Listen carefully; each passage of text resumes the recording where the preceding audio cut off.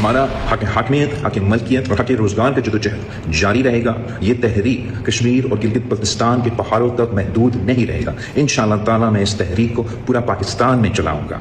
और मेरे मुस्लिम लीग नवाज़ के दोस्तों के लिए जो पैगाम है वो सिर्फ इतना कि आपको वो आवाज़ सुनाई दे रही है, ज़रा गौर से सुने। टिक टॉक, आपकी उल्टी गिनती शुरू हो चुकी है।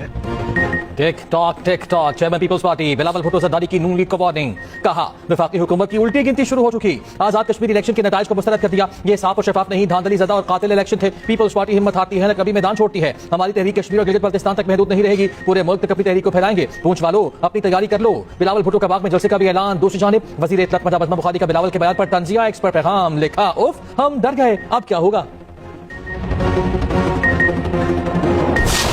एक मजाक हुआ जिस तरीके से अगेन वो फॉर्म 47+ की जो मैं बात बोल रहा हूँ और ज़्यादा उन्होंने वहाँ एग्रेशन की। मैं समझता हूँ कि वफाकी हुकूमत की उल्टी गिनती गिनने का वक्त अब शुरू हुआ जाता है। वज़ीर इत्तलात सिंध और सीनियर मिनिस्टर जनाब शकील मेमन साहब की तरफ से बेबुनियाद इल्जामात लगाए गए। बेबुनियाद इल्जामात लगाना तो क्या ही अच्छा होता अगर नाकाबिले तरदीद सबूत भी पेश किए जाते, शवाहिद भी पेश किए जाते और कहा जाता कि ये शवाहिद हैं, ये सबूत हैं। इल्जाम बरा इल्जाम नहीं होना चाहिए। आजाद कश्मीर इलेक्शन पर नून लीग को पीपल्स पार्टी में जंग। सीनियर वज़ीर सिंध शकील इनाम मेमन का कहना था पंजाब और विफाक में फॉर्म 47 की हुकूमत है। ये खैराती मैंडेट से इक़्तिदार में आए। पीपल्स पार्टी उम्मीदवारों को हराने के लिए भरपूर धांधली की गई। लग रहा था इलेक्शन कमीशन नून लीग की बी टीम है और नून लीग के कैंप से भी जवाबी वार। विफाक वज़ीर इत्तलात हज़ारा ने कहा शकील मेमन की जानिब से बेबुनियाद इल्जाम लगाए गए। क्या ही अच्छा होता कि इल्जाम के साथ सबूत भी देते। नताइज को खुले दिल से तस्लीम करें और आगे बढ़ें।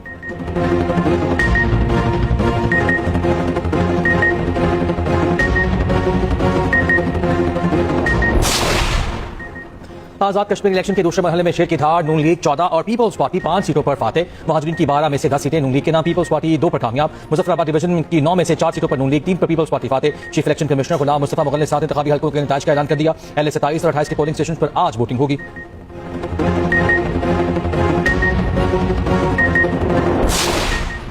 नून लीग आजाद कश्मीर इलेक्शन में सादा अक्सरियत हासिल करने का दावा। पीपल्स पार्टी पर कलअदम एक्शन कमेटी से मिलकर हंगामा राय का इल्जाम। वज़ीर आज़म के मुशीर राना सनाउल्लाह ने प्रेस कॉन्फ्रेंस में कहा 45 में से 23 नशिस्तों पर जीत कर हुकूमत बनाने की पोजीशन में आ गए हैं। वज़ीर इत्तलात पंजाब असमा बुखारी का कहना है शिकस्त खुर्दा जमातें नताइज तस्लीम करने के बजाय इंतजार की सियासत कर रही हैं।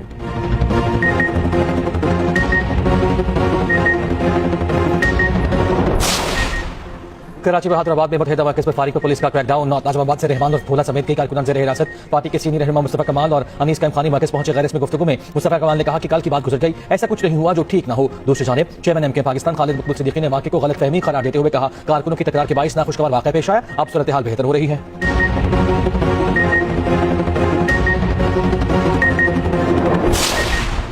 पेट्रोल 4 रुपये 8 पैसे, डीजल 2 रुपये 45 पैसे फी लीटर सस्ता। पेट्रोल की नई कीमत 331 रुपये 95 पैसे फी लीटर मुकर्रर। फी लीटर डीजल 389 रुपये 93 पैसे का हो गया।